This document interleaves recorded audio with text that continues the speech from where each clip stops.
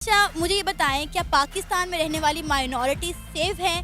क्या पाकिस्तान में रहने वाली माइनॉरिटीज़ के साथ ज़ुल्म और ज़्यादती कभी आपने होते हुए देखी?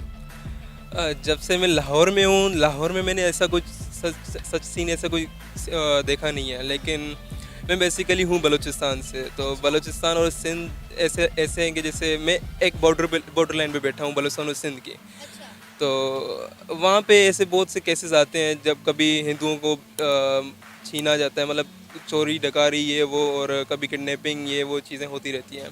तो अभी ऐसे तो बहुत से इशू सिंध में तो बहुत से केसेस हैं जो फोर्सफुली कन्वर्टेड भी किए जाते हैं लड़कियों को उठा के। Hello friend, welcome to that field aware. चलिए आपको बता दें कि पाकिस्तान में इस्लाम के बाद हिंदू धर्म सबसे बड़ा धर्म है। पाकिस्तान में 2017 की जनगणना के आधार पर 4.4 मिलियन हिंदू लोग रहते थे, जो कि पूरी आबादी का 2.14% है। हमारे दिमाग में यह सवाल बार बार उठता है कि पाकिस्तान में रहने वाले हिंदू कैसे रहते होंगे। सुनने में बहुत बार आता है कि उन्हें बहुत ज़्यादा प्रताड़ित किया जाता है और उनको कन्वर्ट करके मुस्लिम बनाया जाता है। क्या ये सब बातें सही हैं? चलिए आइए देखते हैं इस वीडियो। अच्छा अक्षत, मुझे बताएँ कि आप पाकिस्तान में कब से रह रहे हैं?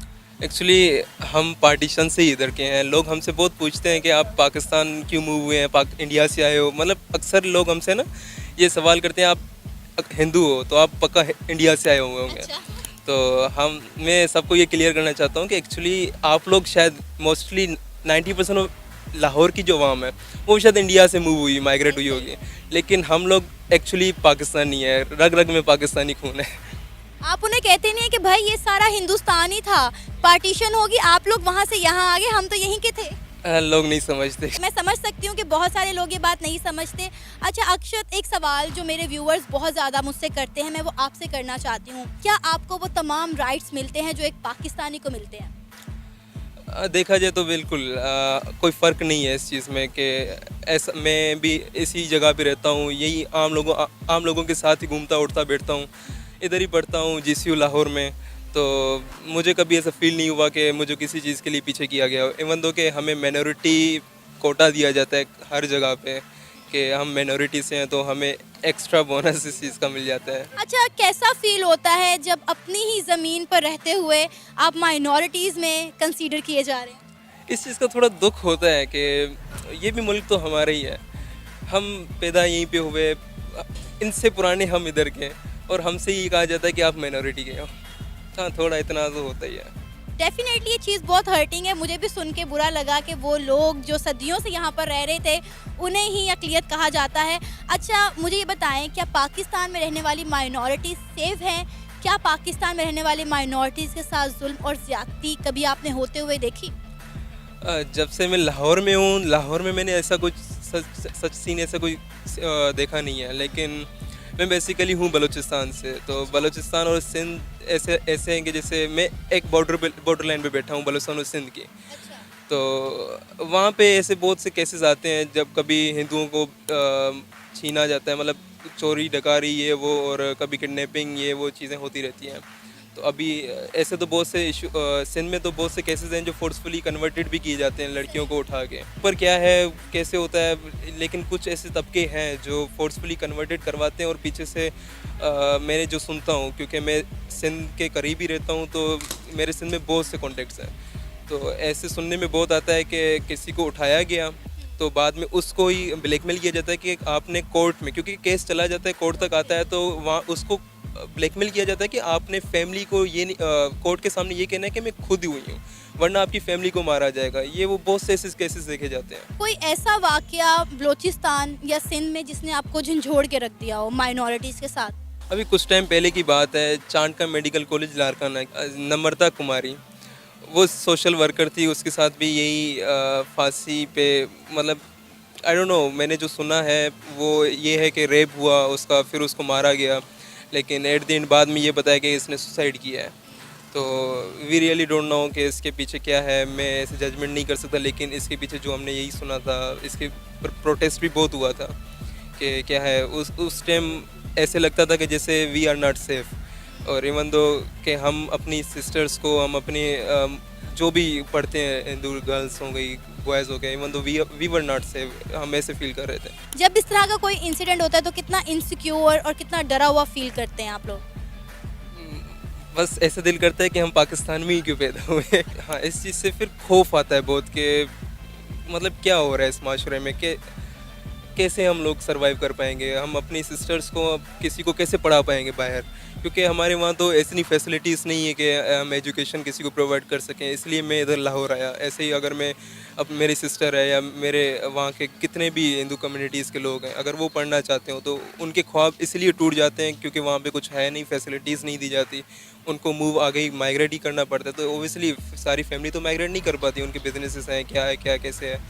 तो ओबियसली एक ऐसा बैचलर करके निकलना होता है, तो वही बाद में ऐसे इंसिडेंट सुन के तो दिल भेज जाता है। अच्छा, वहाँ पे ये सब कुछ, ये फैसिलिटीज़ की जो आपने बात की कि वहाँ फैसिलिटीज़ नहीं है, तो फैसिलिटीज़ वहाँ पर सिर्फ हिंदू कम्युनिटी के लिए नहीं है या सबके लिए ही नहीं है? Actually, जहाँ मैं रहता हूँ वहाँ तो किसी के लिए भी नहीं है। कभी सोचा नहीं, ये सब जब होता है तो कभी एक बार भी नहीं सोचा कि यार यहाँ से चलो हिंदुस्तान चलते हैं वापस? नहीं, हिंदुस्तान जाने का तो मैंने कभी नहीं सोचा था, लेकिन मैंने यहाँ से फॉरेन कंट्री जैसे जस्ट लाइक कनाडा और ऑस्ट्रेलिया का कई बार सोचा था कि मैं जाऊँगा।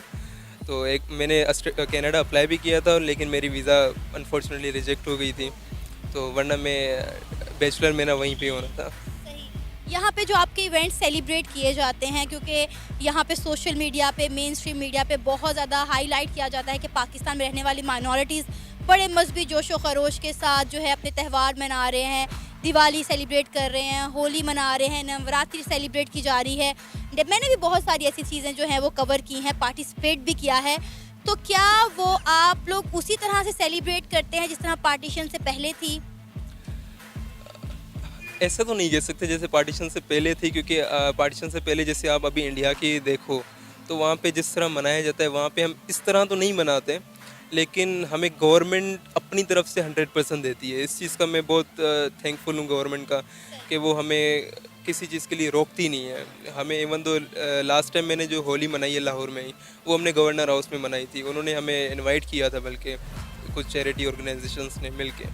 तो ये हमें इस चीज़ से लिए कभी रोका नहीं जाता, हम खुल के मनाते हैं। लेकिन ये है कि माइनॉरिटी होने के बावजूद तो हमें कुछ लिमिट तक एक जगह मखसूस करके मनाना पड़ता है। हम खुल के वैसे नहीं मना पाते जैसे इंडिया में मना। अब इंडिया की आप वीडियोस ओपन करो कैसे फेस्टिवल्स मनाए जाते हैं, तो हम उसी तरह नहीं मना पाते, लेकिन हम अपनी तरफ से वैसे मनाते हैं जैसे हम बचपन से मनाते आ रहे हैं, और बहुत ही धूमधाम से मनाते हैं। अभी दिसंबर में भी आपका कोई फेस्टिवल आ रहा है, मेरा ख्याल है कटास राज में सब आते हैं हिंदुस्तान से पाकिस्तान उधर विज़िट करने के लिए।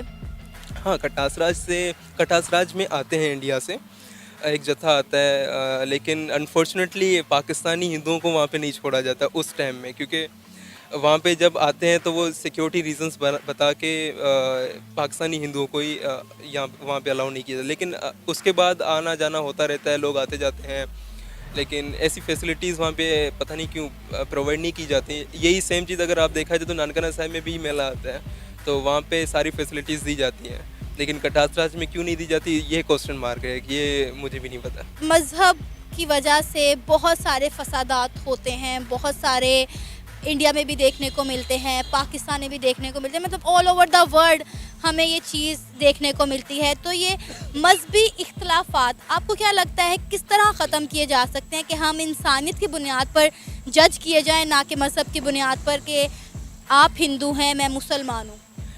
देखा जाए तो रेसिज्म पूरी दुनिया में है इस चीज़ के ऊपर, कहीं ब्लैक एंड वाइट का हो रहा है, कहीं माइनॉरिटीज़ और रिलीजन्स के ऊपर हो रहा होता है।